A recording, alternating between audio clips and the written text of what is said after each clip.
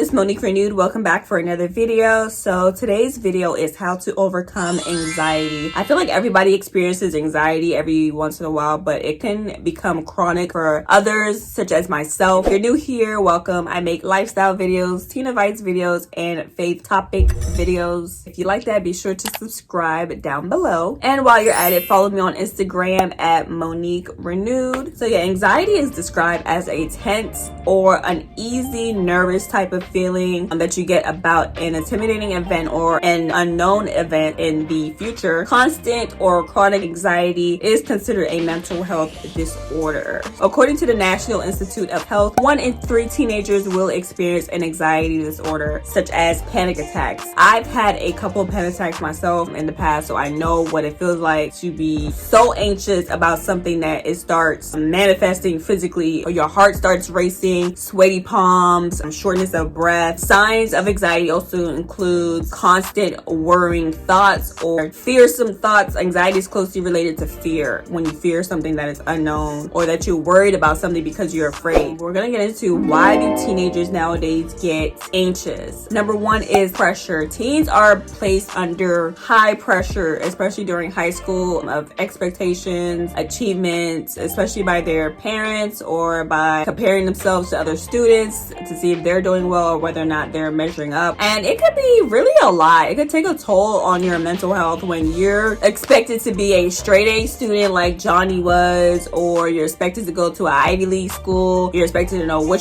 to do for the rest of your life. Some adults don't have it all together, let alone how do you expect a teenager to pick a career path that will change basically the rest of their lives and to have it all figured out? They can't, and it's too much pressure. So it can be overwhelming and daunting when you are placed under a high expectation to succeed, especially at such a young age. And this type of pressure could place fear about your unexpected future. But 2 Timothy 1:7 says, "For God has not given us a spirit of fear and timidity, but of power, love, and self-discipline." So anytime you have fear, that is really like a trap that an enemy could use to place those fearsome thoughts into your mind and to get you to worry. But the Bible tells us not to worry. And the number 2 thing that teens can get anxiety from is social media. Social media creates an unrealistic perception of people's lives. You think that people are having the time of their life and somehow you're so behind. And why doesn't my life look like theirs? Why am I struggling and it seems like so-and-so is happy, go jolly? Like, what's wrong with me? And this could really place anxiety, not just on teens, but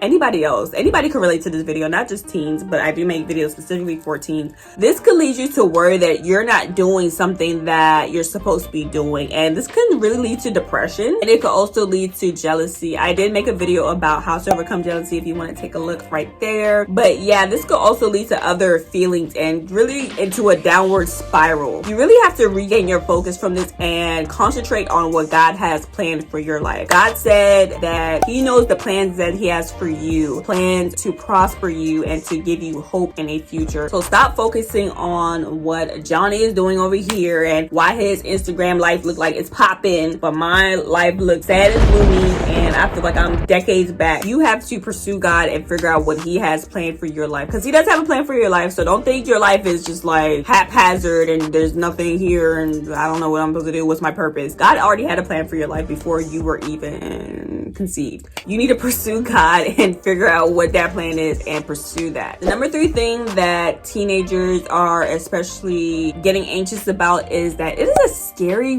world out here, period. Okay, I remember at one point, a few years ago, there was like back-to-back school shootings. Y'all remember that? School shootings, okay, bullies at school, maybe a teacher is antagonizing them. There could be personal problems at home. I know personally for me as a teen, I did have issues at home, especially with my mother, and I would get anxious. Like literally my heart would start racing every time she walked through the door. That's how bad my anxiety got. There could be problems anywhere. You never know what somebody's suffering through. So anxiety could stem from the home, from school. You step outside the world, you get anxiety. Like inside your house, you get anxiety everywhere. Okay. However, we cannot let this fear make us hide under a rock all day long. You have to live your life. Okay. You can't live in fearsome danger like something's gonna happen to you all the time. You have to trust that God is gonna protect over you, that He's in control of all things. And our emotions are normal. Our emotions are there to relay a message to us, to tell us something. So when you get anxiety or when you start to feel anxious, it is a signal to your brain to alert you that there could be a potential threat. But sometimes we take it too far and start constantly worrying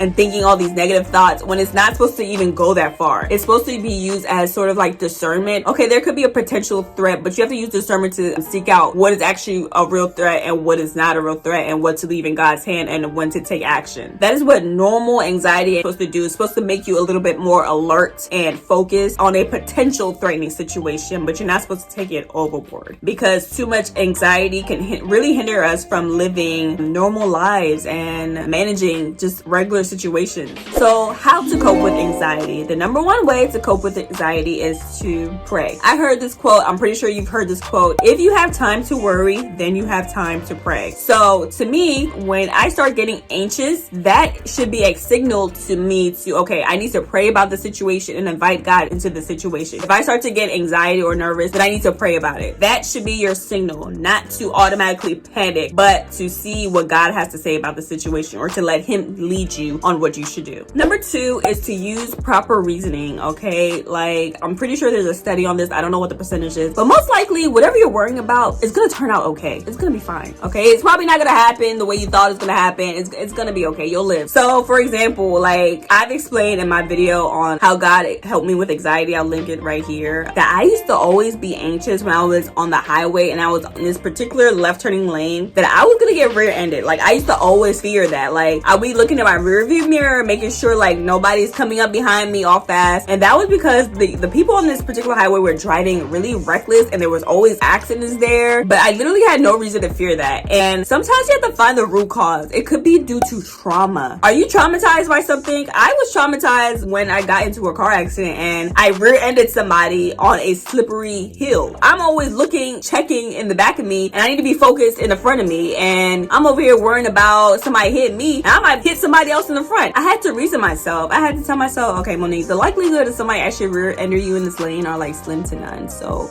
chillax. And sometimes when you see like something happen to somebody else, it may trigger that trauma for you all over again. You have to be careful of what you see on social media, on Facebook. I've had to unfollow some people on Facebook because they constantly posted things that triggered my anxieties. They would constantly post something I didn't like car accidents, or people would post like crazy things. And it's okay to unfollow some people, or like unfollow their posts, because you don't need to be seeing all that. You don't need your anxiety triggered, and then you're gonna be sitting up here thinking that thing is gonna happen to you. It's okay to set some boundaries on what you are looking on online or on the television, because you're inviting that stuff into your spirit, and that's what you're gonna be thinking about all the time. And that was nothing but the Holy Ghost, because I did not even have that in my blog. Okay, so oh yeah, don't forget to check out the blog on this topic down below in the description box. But yeah, I did not plan that, but I just thought of it, so I could probably attribute that to the Holy Spirit, because I didn't even think that I was gonna say that. But this is a very true thing. Stop watching things that are giving you anxiety in the first place. If you're watching people get shot or get killed, whether it's real or not real, sometimes this stuff is, I'm talking about like real stuff. People will be posting like people getting killed online on stuff like that. Don't be watching that stuff, because you're literally inviting that stuff into your spirit. Like, or check the shows that you're watching. Are you constantly watching like scary movies and, you know, murder shows? And don't get me wrong, I love me true crime TV. I love true crime. But like, I had to set a boundary on that too. Like, stop watching that stuff all the time, because that's going to be deposited in your spirit. And you're going to wonder why you waking up 3 o'clock in the morning scared out your mind. Like, bruh. Be careful of what you watch. According to 1 Peter 5:7, it says to cast all your anxieties to God because he cares about you. God cares about you. So of course he doesn't want you to be anxious all the time. So you have to come to the realization that excessive anxiety does not serve you, but it hinders you in life. It does not allow you to live the life that God meant for you to live, which is not full of worry and fear. That's the life that the enemy actually wants you to live, full of worry and crippling fear. I had to come to a realization, even for myself, that God is in control of all circumstances. What's going to happen is going to happen. If he allowed it to happen, then he allowed it to happen. And everything works together for my good. I had to just stop worrying and start living life, because what other option do I have?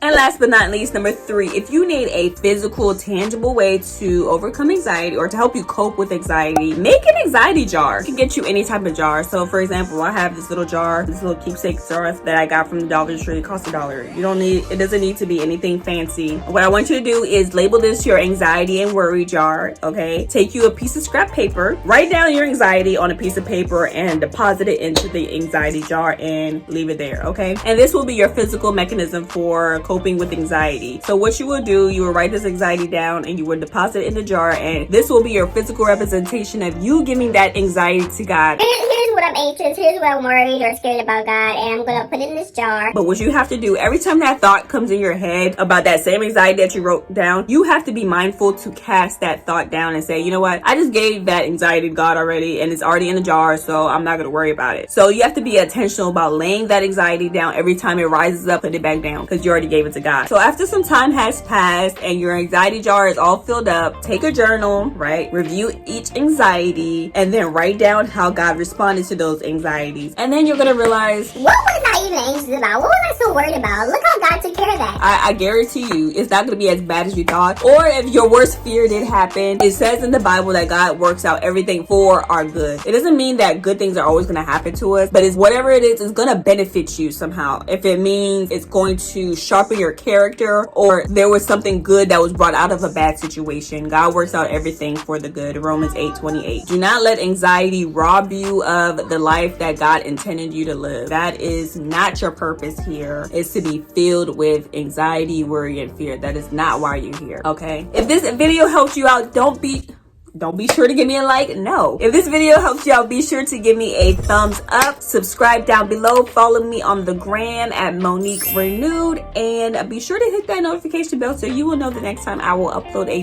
video. And don't forget to review the playlist to see other videos that I have centering, you know, emotions and stuff like that. And I will catch you guys next time. Bye. And then after some time, once some time passes and you got all your little anxieties and oh my gosh. Hey, let me record the video. And I'm gonna be a rolling like you not right there. Oh my God. Okay, here I goes. Take your Play-Doh and go to your room, please. Love you, bye. Jeez. You want some fruit snacks? Yes. Okay, go watch TV. I'll get you some fruit snacks.